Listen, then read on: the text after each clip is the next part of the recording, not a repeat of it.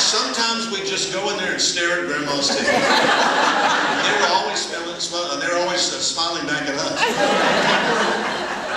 My great-grandmother Hattie greeted me at the gates of heaven, and she was standing upright.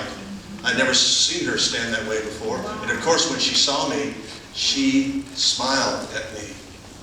I had never seen her real smile before. It was spectacular. Heaven is a great reunion of those who have gone before us. When I saw those faces, I knew exactly where I was.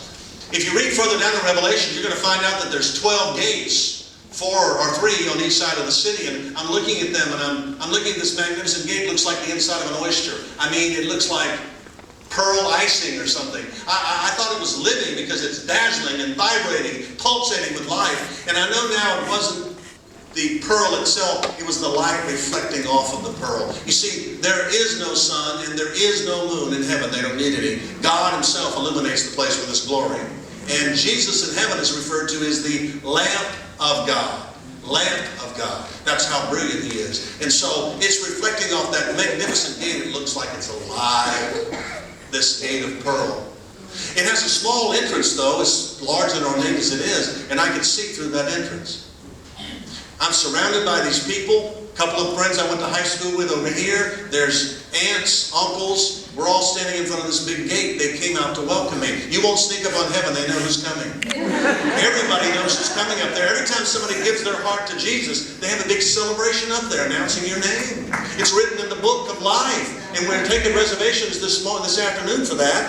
And the names are in the book, so they all know who's coming. So it wasn't a surprise to them that I was to arrive that day. And I looked around the horn of these people, some teachers, some aunts, some uncles, some classmates, some neighbors, relatives. And I thought often, what about these people? Why would God send these people? I mean, I knew some of them all my life. Some of them I knew for just a matter of months. Some of them I went to school with, and then they were killed at school. And I looked at them and I thought, why these people? I'm just thrilled to see them all, but I don't get the connection. And the more I prayed about it, the more I thought about it, I realized that they had at least 2 things in common, all of them. And one of them was, they were all ready to go. Mike was ready to go. He was killed right after we graduated from high school.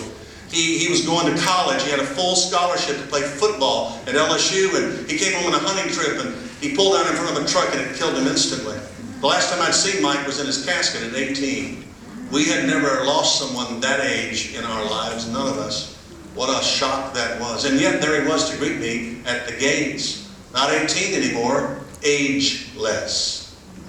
And then there was my great-grandmother. She was 81. 81. And she was perfect in every way. You say, how did you recognize him? In heaven you will know as you are known. You will know everyone there. You won't have to be introduced to anyone.